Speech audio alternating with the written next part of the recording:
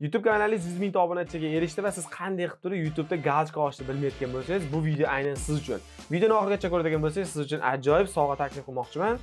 O'tkazib yubormang. Qani boshlaylik. Ko'pchilik Instagram, TikTok va Facebook va boshqa platformalarda qanday qilib turib galочка olishlik haqida menga ko'p savollar berib qolishadi. Men esa sizga bugun aynan YouTube'dan qanday qilib turib galочка olishlik va uning qonun-qoidalari haqida sizga batafsil ma'lumot beraman. YouTube platformasining boshqa platformalardan farqi galочка olishda aynan boshqa platformaga o'xshab turib qanaqadir pasportlar yoki bo'lmasam pullik obunalar va hokazolar so'ralmaydi. YouTube'da lekin bitta joyi bor. Siz o'zingizni nomeringizni двухэтапный verifikatsiyadan o'tkazmasangiz, ya'ni ikki bosqichli himoya qilmaydigan bo'lsangiz, telefon raqamlaringizni kiritmaydigan bo'lsangiz, YouTube'dan siz galочка ola olmaysiz. Buni esa qanday qilish haqida alohida darslik qilganman, aytib chiqadi. Bemalol kirib, avval shu darslikdagi aytilgan ishlarni to'liq qilib olasiz. Undan keyin esa bu videoda aytilgan ishlarni qilishingiz kerak bo'ladi. Hozir videoga o'tib ketishdan avval bu videoni oxirigacha ko'rib oling, sizga nima ma'lumotlar kerakligini video davomida bilib oling. Undan keyin videoni oxiridan chiqarib beramiz, bemalol kirib ko'rib olaverasiz. Ana endi galочка olishga qaytadigan bo'lsak, sizlarga o'zim ekran zapis qilib turib, Ma'rifat Jamolni YouTube kanaliga galочка olib ko'rsatib beraman sizlarga. Google Chrome'ga kiramizda verification badges deb yozamiz.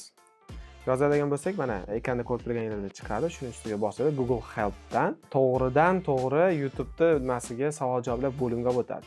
Ana endi bu yoqqa kiradigan bo'lsangiz, o'zining qonun-qoidalari bor. Bemalol dostlar bilan tanishib chiqib, o'qib, qonun-qoidalarni batafsil o'rganib chiqsangiz bo'ladi. Eringanlar bilaman, shu videoni o'zini ko'rib qo'yib kelgansizlar yoqqa. Joyi chiqadi. Mana shu apply now degani bu o'zi kanalingiz galочка olishga tayyor. Shu yerda bosdi, hozir ol degan. Apply now da bosamiz. Apply now da bosganingizdan keyin mana bunaqa ekran ochiladi.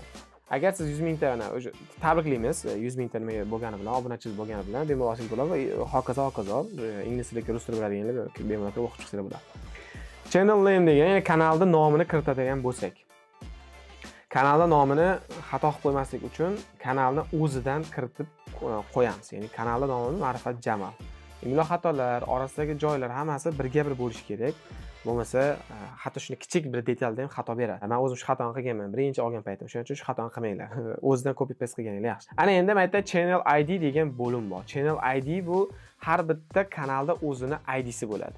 Misol uchun men sizlarga hozir ko'rsatib beraman. Channel ID bu kanal ID'sini topgungacha ozgina qiynalib qolishingiz mumkin. Uni ham ko'rsatib beraman qayerdan topishligini. YouTube deb qidiramiz.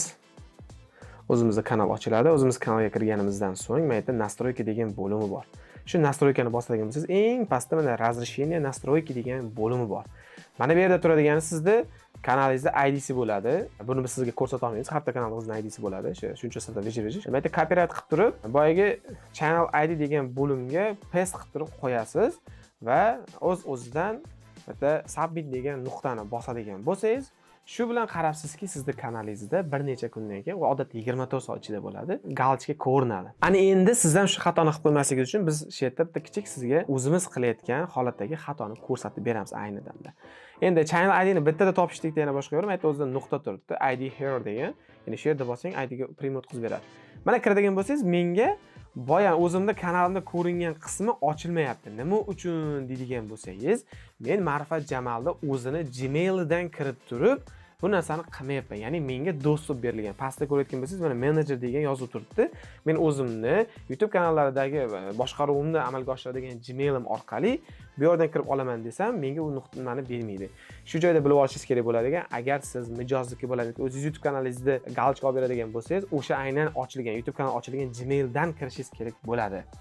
Ana endi Gmailga kirgan paytingizda boyaginaqa ID chiqadi. Shu ID ni kirib turib qo'yib, bemalol submit'da bosadigan bo'lsangiz, boyagina bo'ldi, so'rovni yuboradigan bo'lsangiz, sizda o'z-o'zidan galочка ochiladi, tabriknoma keladi, Gmailingizga xat bo'ldi. Ana endi biz hozir Ma'rifat Jamol o'z Gmailga kirib turib olmoqchi bo'lib, sizga ko'rsatib bersak ham bo'lardi bu narsani. Endi katta ehtimol ertalab Gmaillarga dostуп olib qilib olamiz. Mana bu yerga qaraydigan bo'lsak, soat mana 26-oktyabr, deyarli tungi soat 2. Bu paytda birovni bezovta ham qila olmaymiz, hademay bomdod. Bomdoddan keyin bemalol kirib turib, ularga aloqaga chiqib turib, olib turib, biz kanalga so'rg'or qo'yamiz. Bundan boshqa harakat yo'q. Xulosa qilib aytadigan bo'lsak, YouTube kanaliga galочка olish u qadar qiyin narsa emas. Shunchaki ozgina harakat qilsangiz yetadi. Agar siz shu paytgacha darsliklarni ko'rib kelayotgan bo'lsangiz va YouTube menejerlik sohasiga qiziqadigan bo'lsangiz, sizga yuqorida aytib o'tgan taklifimni sovg'a sifatida aytaman. Telegram kanaliga obuna bo'lib qo'ying. Men yaqinda o'zim YouTube bo'yicha menejerlik kursini e'lon qilaman. Shogirdlarni olib turib, alohida ishlab, jamoamizga taklif qilaman.